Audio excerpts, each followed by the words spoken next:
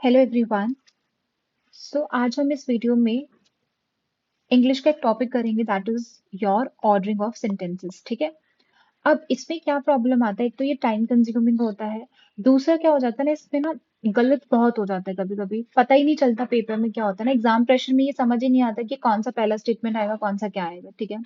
तो इस वीडियो में ना मैं आपको क्या करूंगी ना, एक दो चीज बताऊंगी, ट्रिक बोल सकते हो या जो भी बोल सकते हो आप। ठीक है। एक स्ट्रैटेजी बता दूंगी इसमें क्या अप्रोच होनी चाहिए सॉल्व करने की, जिससे क्या हो जाएगा, आपका टाइम सेव भी हो जाएगा और आपका आंसर सही होने की प्रोबेबिलिटी भी बढ़ जाएगी। ठीक है। बट फिर भी मैं आपको पहले बोल रही हूँ कि आप क्या कर सकते हो ना, पहले कि जब भी इंग्लिश का पेपर सॉल्व करें आप पहले ऑर्डरिंग ऑफ सेंटेंसेस सॉल्व कर लो। क्या होता है ना कि अगर आप एंड एंड में रखते तो आपका प्रेशर होता है ना, तो आप अच्छे से ढंग से ये पढ़ नहीं पाते स्टेटमेंट्स। ठीक है। तो पता नहीं चलता कि ऑर्डर क्या होगा इसका। तो इसीलिए आई वुड सजेस्ट कि आप सबसे पहले ये सॉल्व कर लो अच्छे काम कूल माइंड से। आप क्या कर लो, इसको सॉल्व कर लो। ठीक है। बाकी मैं आपको एक दो चीजें बताऊंगी जो आप ध्यान में रखना। तो उससे क्या हो जाएगा, आपके आंसर सही होने की प्रोबेबिलिटी बढ़ जाएगी।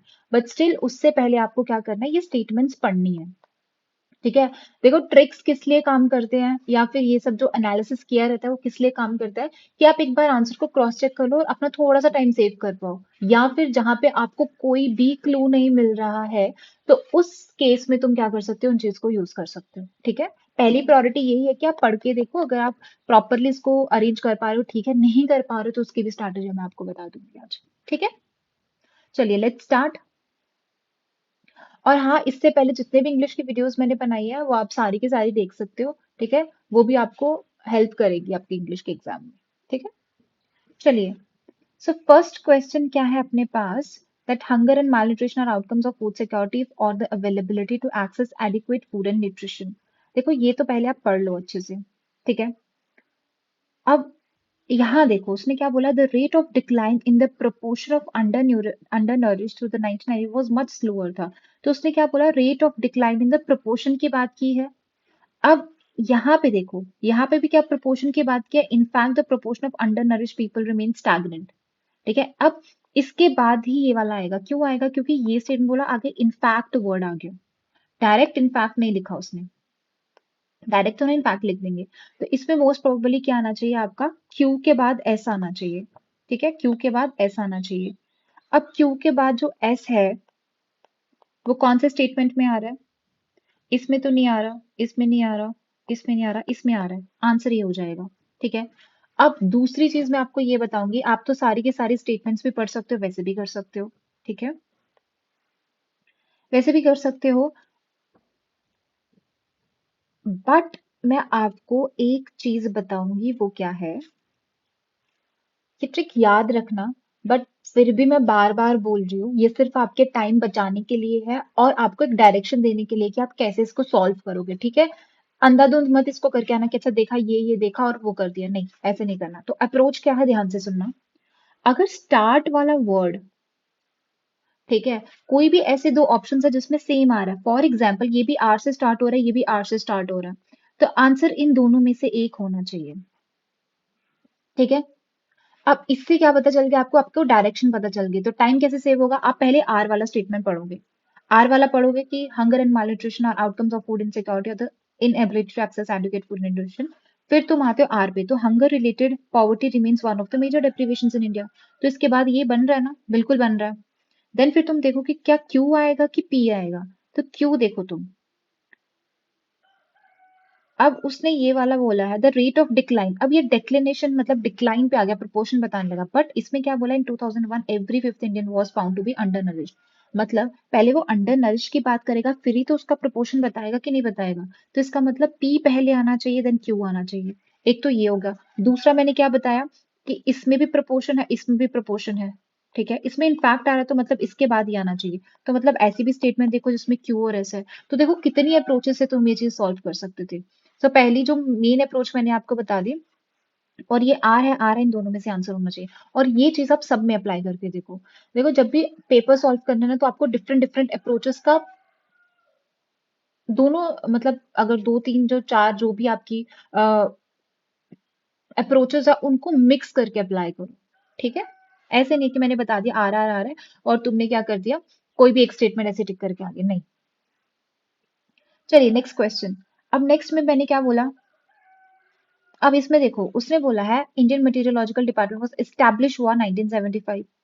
अब लास्ट वाली स्टेटमेंट देखो, it is the national meteorological service, it is the कौन होगी, आईएमडी ही होगी ना, तो इसके बाद ये आना चाहिए। एक तो ये आ गया। मैंने एस ही क्यों पढ़ा पहले, क्योंकि देखो मैंने क्या बोला, जो स्टार्ट में दो सेम सेम आ रहे हैं तो इसमें भी ऐसे इसमें भी ऐसे, तो इसका मतलब इन दोनों में से आंसर होना चाहिए। होना चाहिए मीन्स कि इसकी प्रोबेबिलिटी ज्यादा होती है। ऐसा कोई हार्ड एंड फास्ट रूल नहीं है कि इसी में से आंसर होगा, बट ये प्रोबेबिलिटी बढ़ा देता है। तो हमने एस चेक किया तो ठीक है, ये सही आ रहा है। अब आर पहले आएगा कि क्यू पहले आएगा।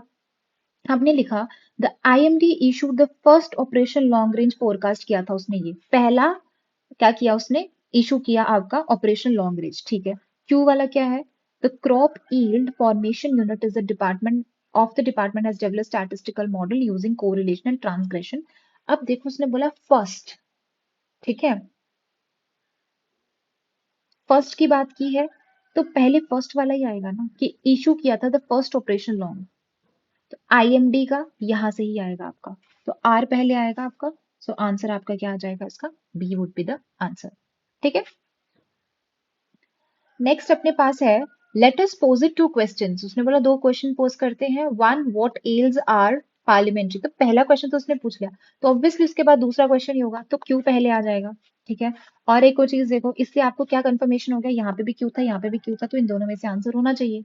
तो 50-50 पे तो तुम आ रहे हो, डायरेक्टली आ रहे हो। अब आगे क्या करेंगे हम, अब जब तुमने क्वेश्चन पोज कर लिया तो अब क्या करोगे, अब देखो पी पहले आएगा कि आर पहले आएगा।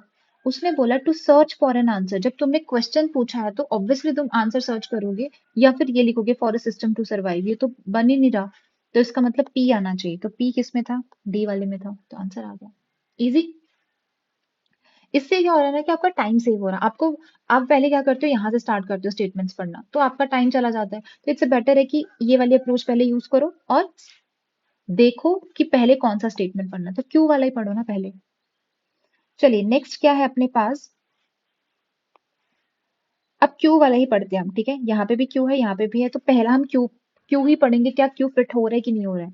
People of every country think very highly of themselves and consider their country the best और द ग्रेटेस्ट, ठीक है, okay fine.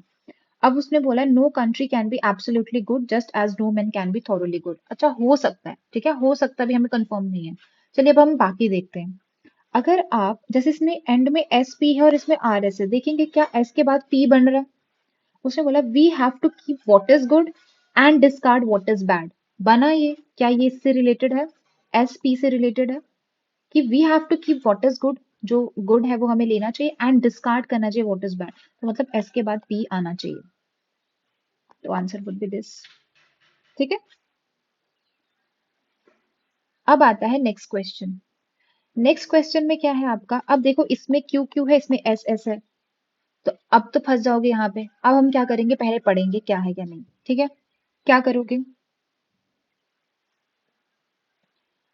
Poverty is wrongly considered an evil, okay. अब क्या बोल रहा है इसमें, that most of the great men on the earth are those who have sprung from ranks of the poor, the home of poverty free from care social envy, ये सब चीजें, the children of rich। उसने बोला कि poverty को आपने एवे evil माना हुआ है, तो इसके बाद क्या आ सकता है, या तो एस होगा या तो क्यू होगा। अब क्यू पढ़ के देखो, the home of poverty free from care है, सोशल एनवी है, इस character bye love unity among its member, ये कुछ बन नहीं रहा, फिट नहीं हो रहा यहाँ पे।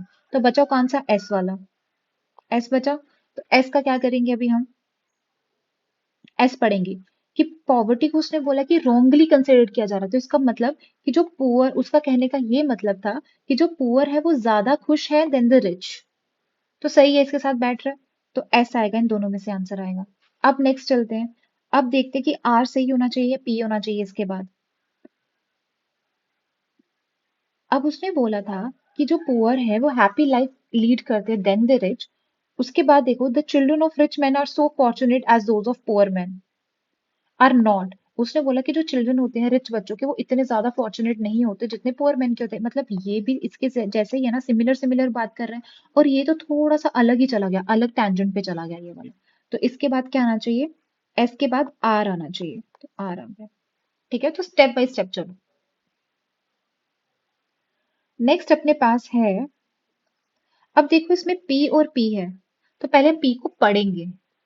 पी क्या है, उसने बोला all work and no play make Jack a dull boy, कि अगर तुम ना सिर्फ काम ही करते रहो, खेलो नहीं, तो तुम एक डल बॉय बन जाओगे। So there is a lot of truth in this proverb, इसमें बहुत सच्चाई है इस प्रोवर्ब में।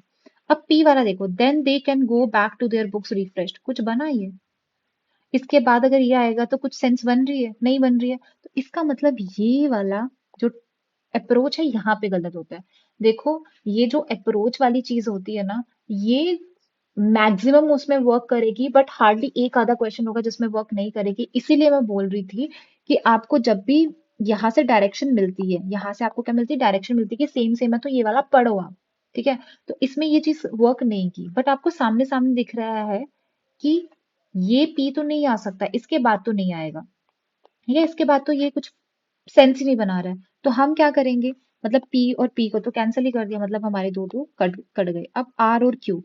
आर देखो, unless people enjoy some sort of recreation, they become dull and their reading suffer as a consequence.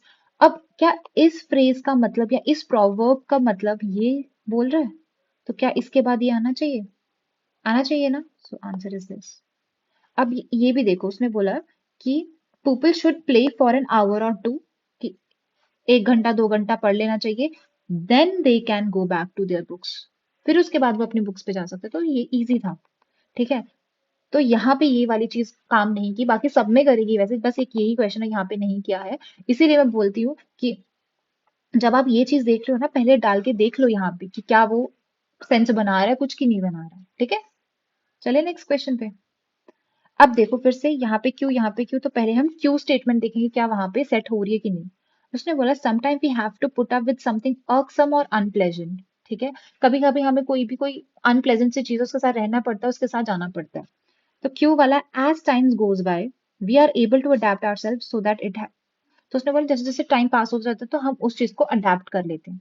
हमें कोई अनप्लेजेंट चीज के साथ रहना पड़ता है, बट जैसे जैसे टाइम बीतता है हम क्या कर देते हैं, उसके साथ पार्ट ऑफ लाइफ बन जाता है। तो ये तो फिट हो रही है, मतलब क्यू तो फिट होगा। ठीक है, अब चलते हैं पी और आर पे। अब इसमें क्या होता है ना, कभी कभी जो लास्ट स्टेटमेंट जो S6 होती है ना, ये भी आपको हेल्प करते हैं। जैसे ये देखो, एट फर्स्ट पहले क्या होता था कि जो नॉइस होती थी मशीनरी की, वो इम्पॉसिबल बना देती थी हमारे लिए रात को सोना, but we find ourself getting accustom it in due course of time. पहले तो हमें नॉइस ऑफ द मशीनरी सोने नहीं देती थी, बट आया जब ये है ना, किसी से कनेक्ट हो रहा है ना, ये किसी से कनेक्ट, कोई ना कोई स्टेटमेंट से कनेक्ट हो रहा होगा, इसलिए बट है। तो वो ढूंढो स्टेटमेंट कौन सी हो सकती है। तो कौन सी स्टेटमेंट थी, एस, एस क्या आना चाहिए, लास्ट में आना चाहिए एस। तो एस लास्ट में ही इसी वाली स्टेटमेंट में था, तो आंसर आ गया। ठीक है, चलिए नेक्स्ट क्वेश्चन। अब फिर से क्या आता है, क्यू है और क्यू है, तो पहले पढ़िए क्यू वाला स्टेटमेंट। इन अ लार्ज, उसने बोला a large city is the best school for होता है स्टडिंग लाइफ। फिर से उसने लार्ज सिटी की बात की, we encounter different types of person, तो ये होगा, क्यू तो होगा, फिट हो रहा है। अब उसने पूछा है different types of person, and किया है उसने डिफरेंट टाइप्स ऑफ पर्सन, मतलब स्टार्ट होना चाहिए जिसमें उसने डिफरेंट टाइप्स ऑफ पर्सन बताए होंगे। कौन से हैं वो, the rich and the poor, proud and humble, deceitful and innocent, the rough and the gentle. तो क्यू के बाद आर आना चाहिए, तो क्यू के बाद आर किसमें, ये है, तो आंसर आ गया। ठीक है, बट आई वुड सजेस्ट कि तुम सारी की सारी पढ़ लो। ये तो मैं आपको बता रही हूँ कि कैसे टाइम तुम्हारा सेव हो सकता है और कैसे तुम जा सकते हो, बट क्रॉस चेक के लिए तुम फिर से इसको पढ़ लेना अच्छे से। ठीक है, पूरा का पूरा। चलिए नेक्स्ट क्या है अपने पास। अब नेक्स्ट में आ जाता है हमारा, यहाँ पे भी पी, यहाँ पे भी पी है, यहाँ पे भी आर, यहाँ पे भी आर है। तो हमें क्या पढ़ना पड़ेगा, पहले स्टेटमेंट्स पढ़ने पड़ेंगे कि क्या पहले पी फिट हो रहा है या आर फिट हो रहा है, यही दोनों चेक करेंगे। उसने बोला great talkers are never great doers, जो बात करते हैं ज्यादा वो काम नहीं करते ज्यादा। ठीक है, अब आर क्या है, we come across people who are eloquent over great things. And P वाला क्या है, rather they serve themselves and never the country.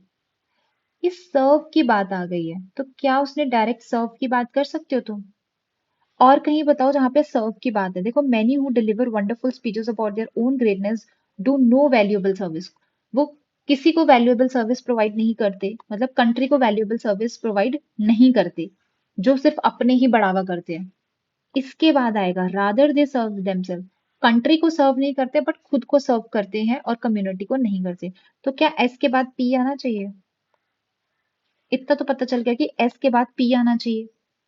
S के बाद पी कौन कौन सा डायरेक्ट आना चाहिए, बट ठीक है, तो एस के बाद पी यही है सिर्फ एक, एस के बाद पी, तो आंसर वुड बी दिस। ठीक है, तो आपको कनेक्शन बिठाना है कि कौन किसके बाद आ सकता है। ठीक है, जैसे ये वर्ड होते हैं ना रादर, तो हमेशा याद रखना जब रादर है या बट है तो इनके पहले कोई स्टेटमेंट आएगा, उसके बाद ही ये वाला स्टेटमेंट यूज होगा। ठीक है, अब नेक्स्ट वाला क्वेश्चन देखो, यहाँ पे भी आर है, यहाँ पे भी आर है, तो इन दोनों में से आंसर हो सकता है, मैं ये नहीं बोल रही कि होगा ही होगा, हो सकता है, तो अभी हम देखते हैं। ठीक है, तो आर आर को चेक करो पहले तो। उसने बोला leisure is perhap as important as work, जितना काम आपका जरूरी उतना लेजर टाइम भी जरूरी है। अब वो क्या बोल रहा है, आर देखो, समटाइम वी वर्क कंटिन्यूस, कभी कभी हम बहुत काम करते हैं। इसके बाद क्या स्टेटमेंट आ सकता है, पी आ सकता है कि क्यू आ सकता है, and we feel very tired. अगर आप क्यू देखोगे, unless we have a break we can not carry on our health में सफर। इसके बाद क्या ये बन रहा है, नहीं बन रहा है ना, ये तो नहीं बन रहा। समटाइम वी वर्क कंटिन्यूसली, कभी कभी हम कंटिन्यूसली काम करते हैं एंड वी फील टायर्ड, और उसके बाद हमें थकावट होती है। तो आर के बाद पी आंसर। बाकी भी आप चेक कर लेना, हाँ, कि क्यों डाल के कि unless we have some break we can not carry on our health में सफर, एंड आफ्टर रिलैक्सेशन हम और ज्यादा एनर्जेटिकली और एफिशिएंटली काम कर पाते हैं। ठीक है, हो गया। सो ये था हमारा CDS 1 2022 का पेपर था। ठीक है, समझ आया आपको, ये वाला अप्रोच मैंने आपको बता दी, बट इसको प्लीज कॉशियसली यूज करना। So this is your CDS 2 2022।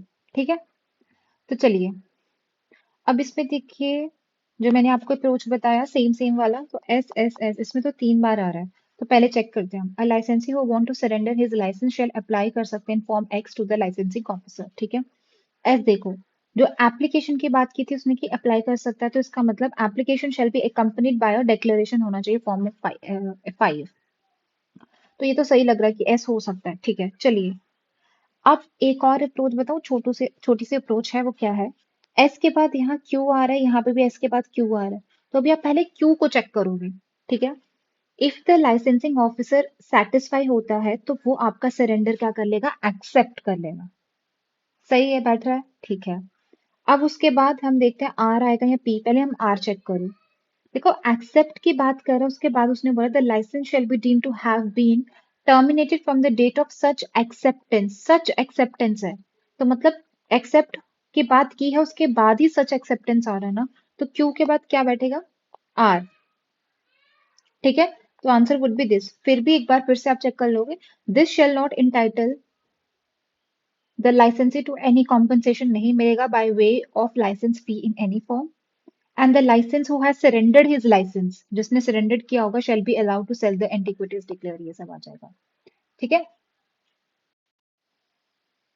सो समझा ये अप्रोच। इससे क्या हो जाएगा, आपका टाइम देखो कितना सेव होता है इससे। ठीक है, नेक्स्ट चले, नेक्स्ट पे हम देखते हैं क्यू क्यू है, तो पहले हम क्यू वाला ही पढ़ेंगे। क्यू वाला क्या है, उसने बोला कि हरियाणा ने अचीव किया सेकंड रैंक अमंग स्टेट, ये रिपोर्ट में। ठीक है, अब उसने बोला the state has taken a leap लिया उसने from 6 overall position to the in the previous, मतलब उसने लीप लिया है, प्रोग्रेस हुई है, तो इसका मतलब इम्प्रूवमेंट हुआ कि नहीं, तो हम देखेंगे एस आएगा कि आर आएगा। अब देखो, इसने पोजीशन की बात की है कि उसने लीप लिया, तो उसका मतलब इम्प्रूवमेंट हुआ होगा, तो इसलिए आर ज्यादा अच्छे से बैठ रहा है इसमें, तो R will be the Q R, answer आ जाएगा। फिर उसके बाद आप बाकी पढ़ के देखो कि दिस मेक्स, इस वजह से क्या हो रहा है कि हरियाणा टॉप परफॉर्मर बना है लैंडलॉक्ड स्टेट्स में, एंड रिपोर्ट का एम क्या था कि इवेलुएट करना एफिशिएंसी ऑफ द लॉजिस्टिक, ये हो गया। ठीक है, चलिए नेक्स्ट क्वेश्चन क्या है, अब इसमें क्या है, पी क्यू आर एस। ठीक है, अब इसमें तो वो वाला नहीं अप्रोच यूज होगा, तो इसके लिए हम क्या करेंगे, क्वेश्चन को पढ़ेंगे। उसने बोला है विंड पावर जो है वो inexhaustible source of clean energy है। ठीक है, okay, so although the cost of electrical energy produce होती है, much of the growth was in Europe as examples. अब देखो एज एग्जाम्पल्स बोला है, इसका मतलब इससे पहले इसकी बात की होगी, तो यूरोपियन कंट्री कौन सी है, डेनमार्क है, नीदरलैंड है, ये है, तो इसका मतलब कि S6 के पहले आपका आर आना चाहिए। मच ऑफ द ग्रोथ जो थी वो यूरोप में थी, where most of the world इतना मेगावाट विंड पावर जो है वो जनरेट होती है। तो लास्ट वाला आपका आर आना चाहिए। सो आर किस में, लास्ट वाले में ये है। So answer would be this. समझा? तो आपको क्या करना है, हर अप्रोच को अप्लाई करके देखना कि यहाँ पे कौन सी होती है। अगर वो सेम सेम वाली नहीं हो रही है तो क्या करोगे, दूसरी अप्रोच करोगे। वो भी नहीं कर रही तो हम ये देखेंगे। कभी कभी जो S6 है वो भी हेल्प करता है आपको उसकी पिछली वाली स्टेटमेंट क्या होगी वो बताने के लिए। ठीक है, बाकी भी एक बार पढ़ के आप क्या कर लेना, इसको क्रॉस चेक कर लेना। ठीक है, ये वाला। चलिए नेक्स्ट क्वेश्चन क्या है अपने पास। तो इसमें भी आपका क्या है, पी, इसमें आर आर है। तो ये यहाँ पे भी आर है, यहाँ पे भी आर है। तो पहले हम आर ही पढ़ेंगे। क्या बोल रहा है वो, education it is believe is inseparable है from our societal aspirations. Societal aspiration से ये क्या है, इनसेपरेबल है। एक और चीज देखो, यहाँ पे एस्पिरेशंस की बात की तो क्या यहाँ पे भी है, एज दीज एस्पिरेशंस। तो यहाँ पे एस्पिरेशंस है, यहाँ पे तो आर तो बैठ रहा है, इसमें तो कोई प्रॉब्लम नहीं है। चलिए अब देखेंगे पी आएगा कि क्यू आएगा। उसने क्या बोला है, education is many many would argue for, was for realization होता है अल्टीमेट एंड एब्सोल्यूट। ठीक है, ओके। देन क्यों क्या है, एंशियंट टाइम में क्या होता था। देखो पहले वो एंशियंट टाइम की बात करेगा ना, बाद में ये सब चीजें बात करेगा। सो एंशियंट टाइम में फॉर एग्जाम्पल क्या होता था, स्पिरिचुअल मीनिंग एसोसिएट होता था एजुकेशन से। तो ये वाला आना चाहिए आपका। और क्या है, अब पूरा भी पढ़ के देखो। फिर उसके बाद है पी, एजुकेशन जो है वो किसके रियलाइजेशन के लिए होता था, अल्टीमेट और एब्सोल्यूट के लिए। सो ये क्यों हुआ था, to overcome the finiteness of existence, जितनी भी अर्थली टेम्पटेशंस एंड डिजायर्स हैं। बट मॉडर्न जो टेक्निकल माइंड था, ये हो गया डी आंसर आ जाएगा आपका। ठीक है, नेक्स्ट क्या है आपका, फिर से आपका यहाँ पे भी पी है, यहाँ पे भी पी है। तो पहले पी पढ़ेंगे हम। He resisted colonial education not just because it came from west. उसने रेजिस्ट किया, इसलिए नहीं किया कि वो वेस्ट से आया था, बल्कि पी क्या है, essentially वो डिसलाइक करता था its inherent elitism, its relevance as far as, ठीक है ये तो पैट्री है। फेल्ट, अच्छा ये देखो, इसमें उसने बोला दैट ही फेल्ट दैट, उसको ये लगा, ही फेल्ट दैट। अब लास्ट वाला देखो, एस वाला देखो, ही ऑल्सो फेल्ट दैट। मतलब पहले उसने फेल्ट किया, मतलब फील किया, उसके बाद ही ऑल्सो फेल्ट। देखो ये कीवर्ड्स, ये चीज आप तभी समझ पाओगे जब आपका वहां पे प्रेजेंस ऑफ माइंड होगा। ठीक है, आपको अच्छे से पढ़ना है पेपर। तो मतलब क्यू के बाद ही एस आएगा। ठीक है, तो क्यू के बाद एस कौन सा है? इसमें ही है, तो आंसर आ गया आपका। ठीक है, नेक्स्ट क्या है अपने पास, नेक्स्ट में है क्यू आर पी एस। मतलब इसमें तो हम वो वाला अप्लाई कर ही नहीं सकते, सेम सेम वाला। तो क्या करेंगे, हम पढ़ेंगे। इसमें क्या बोल रहा है, a corpus is an abundant source of samples of English. ये थोड़ा सा डिफिकल्ट उसमें था, बट इसको भी कैसे अप्रोच करना है मैं बताती हूँ आपको। हमने S1 पढ़ा, अब S6 पढ़ो।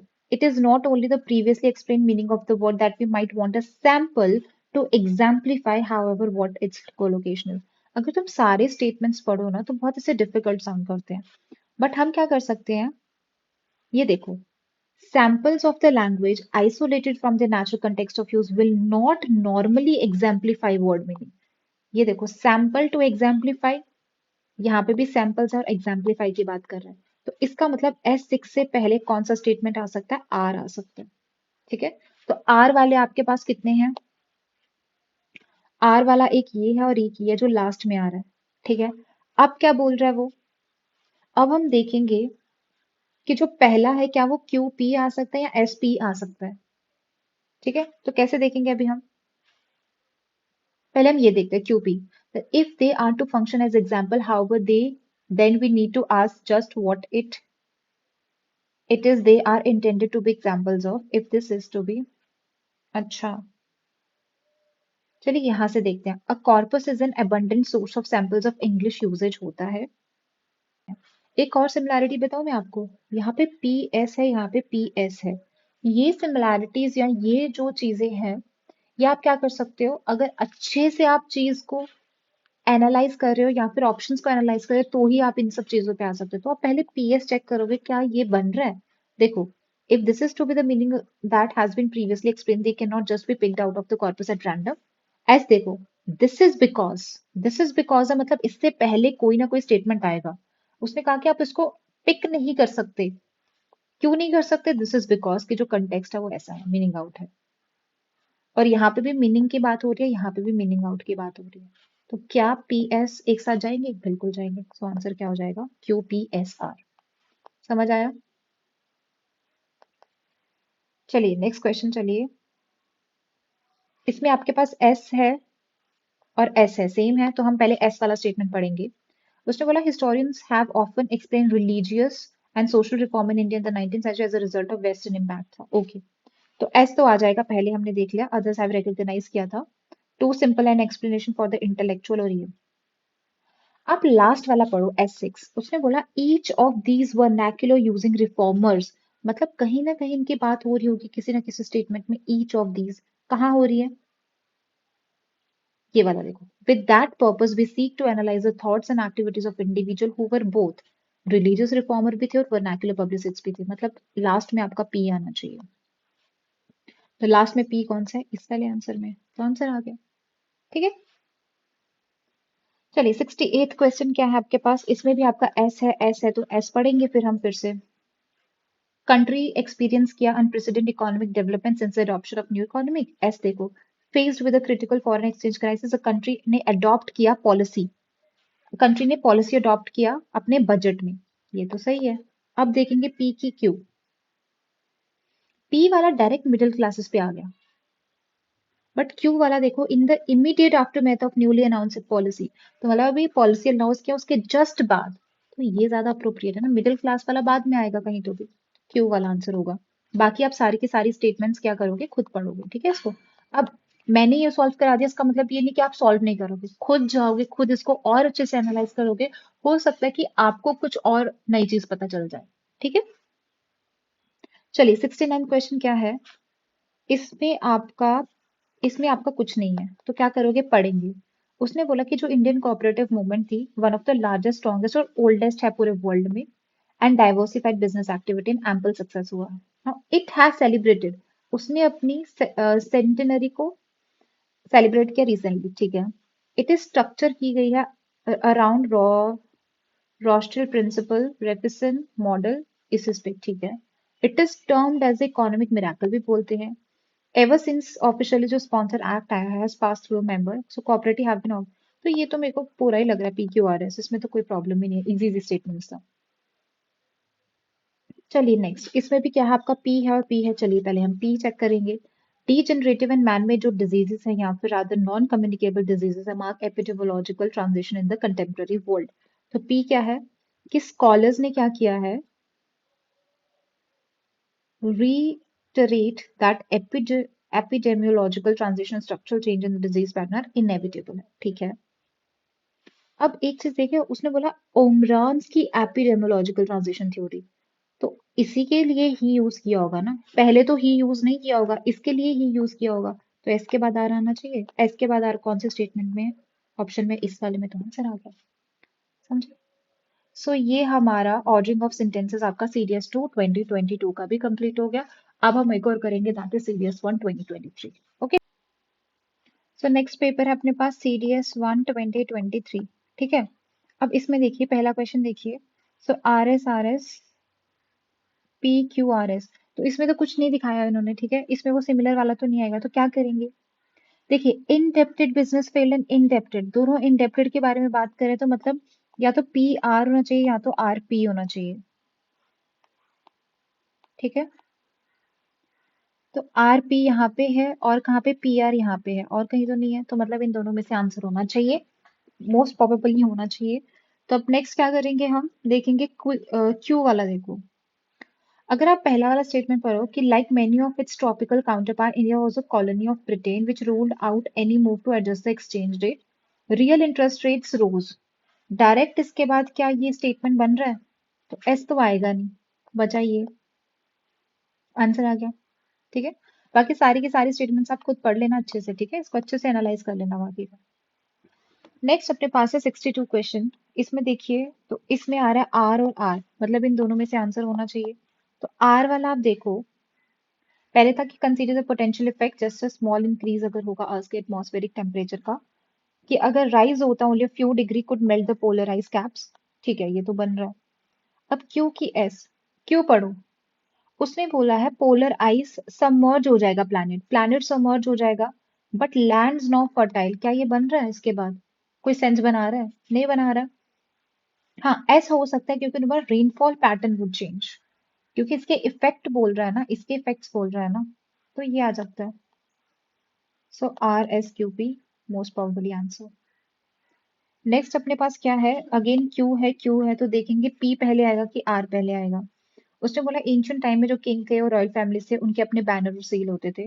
पी देखो, all the members of royal family shared in the administration as far as possible. Okay, अब पी देखो अपना, the king was in theory an autocrat, तो ये ज्यादा सूटेबल है। अगर आप ये देख लो कि एडमिनिस्ट्रेशन वो चलाते थे, अब लास्ट वाला स्टेटमेंट देखो इस वाला, देयर पर अपॉर्चुनिटीज होती थी कि पॉलिसीज बना के आप किंग को इन्फ्लुएंस कर सकते हो, तो कौन करते थे? जो भी उनके फैमिली मेंबर्स होते थे। तो पी के बाद एस आना चाहिए, सो इसमें क्या था, Q R P S answer आ गया आपका। ठीक है, okay let's see this question, rise of East Asia वाला। तो इसमें क्या है आपके पास, आर यहाँ पे भी आ रहा, आर यहाँ पे भी आ रहा। तो अब हम देखेंगे सेकंड नंबर पे आपका इसके बाद आर के बाद एस आएगा कि पी आएगा। बिकॉज सर्टेनली जो balance of world's economy shift किया markedly from west to east in this period, in this period की बात कर रहे हैं। ठीक है, क्योंकि देखो लेट 20th सेंचुरी की बात कर रहा है, तो इसके बाद आर तो फिट हो रहा है क्योंकि पीरियड की बात कर रहा है। एस देखोगे, however the notion that there is distinctively East Asian, इसके साथ क्या मैच हो रहा है ये? नहीं हो रहा है ना। पी देखते हैं चलो, in the final two decades of the 20th century, अब यहाँ पे भी 20th सेंचुरी की बात कर रहे थे, यहाँ पे भी फाइनल टू डेकेड्स हो गया, तो इसके साथ भी मैच हो रहा है। सो इकोनॉमिक ग्रोथ रेट जो था वेस्टर्न रिम पैसिफिक में developed economics of Europe and ये, तो ये ज्यादा है, तो आंसर वुड बी आरपीएसक्यू। ठीक है, चलिए नेक्स्ट क्या है अपने पास, इसमें भी आर आर है, तो हम पहले आर चेक करेंगे। Manipur has a long glorious history from this. अब ऐसे क्वेश्चंस में क्या होता है ना, आप टाइमलाइन से चलो। यहाँ पे उसने क्या बात की, 33 एडी की, तो सबसे पहले यही आएगा ऑब्वियसली, तो आर आर तो ठीक है। फिर उसने क्या बोला, after Pakhangba a number king rolled over the,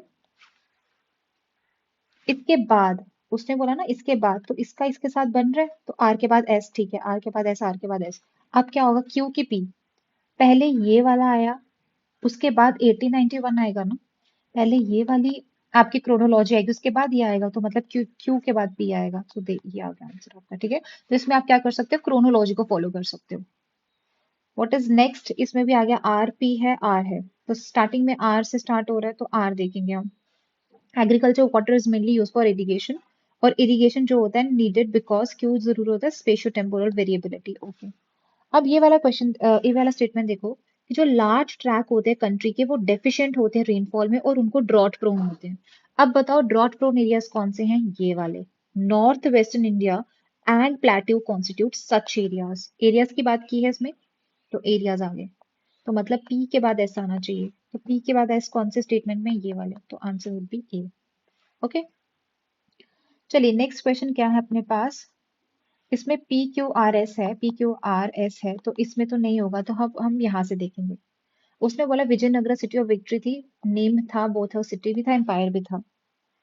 अब खुद बताओ मेरे को, पहले फाउंडेड हुई होगी ना, the empire was founded in the 14th century, उसके बाद ये चीज आएगी, मतलब क्यू के बाद आर आएगा ना, तो क्यू के बाद आर कौन सा है स्टेटमेंट में, ये तो आर क्यू है गलत, आर क्यू है गलत, आर क्यू गलत, तो क्यू के बाद आर ये वाली स्टेटमेंट में, तो आंसर वुड बी सी। ठीक है, चलिए नेक्स्ट क्वेश्चन क्या है, पी क्यू आर एस, इसमें भी कुछ नहीं लगेगा आपका, इसमें भी हमें पढ़ना पड़ेगा। उसने क्या बोला है, अब एक चीज यहाँ पे देखो, उसने बोला that markets have resulted in a situation in which most companies now operate in a highly competitive global market, कि जो कंपनीज है वो बहुत ही हाईली कॉम्पिटिटिव ग्लोबल मार्केट में ऑपरेट कर रही हैं। अब यहाँ पे एक और चीज देखो, to succeed in today's highly competitive environment, तो मतलब आर के बाद पी आना चाहिए, तो ऐसा कोई स्टेटमेंट होगा जिसमें आर के बाद पी आएगा। आर के बाद पी किसमें है, आर के बाद पी किसमें है, ये भी नहीं होगा और ये भी नहीं होगा, सो इन दोनों में से आंसर होना चाहिए। ठीक है, अब देखते हैं एस सबसे पहले आएगा कि आर। उसने बोला during the past 2 decades many organizations in both the manufacturing and service sector have faced dramatic changes in their business environment, या तो आर या तो एस ना। एट द सेम टाइम क्या है, प्रोडक्ट भी है, देखो यहाँ पे कस्टमर डिमांड्स की बात हो रही है, और यहाँ पे भी आपका कस्टमर की बात हो रही है, तो मतलब पी और एस भी साथ साथ जाना चाहिए। तो पी और एस साथ साथ किस में जा रहे हैं, ये वाली स्टेटमेंट में, तो आंसर हो गया ये वाला। तो समझ आया, हर एक चीज में अप्रोच नहीं होगी, बट आपको ऐसे कैलकुलेट करके या ऐसे अप्रोच से भी क्या करना पड़ेगा, सॉल्व करना पड़ेगा। चलिए नेक्स्ट क्वेश्चन क्या है अपने पास। इसमें भी पी है तो पी चेक करिए पहले। His pioneering work led the foundation of science and genetic, ठीक है। लास्ट वाला देखो, उसने बोला his experiment focus on cross breeding, और इसमें बोला कि बेस्ड ऑन हिज एक्सपेरिमेंट, साथ साथ आएगा, तो लास्ट में ऐसा आएगा, तो आंसर वुड बी दिस, ठीक है। नेक्स्ट इज महात्मा गांधी ने फाउंड किया था सॉल्ट पावरफुल सिंबल, इसमें भी आपका पी क्यू आर एस है, इसमें भी कुछ नहीं होगा।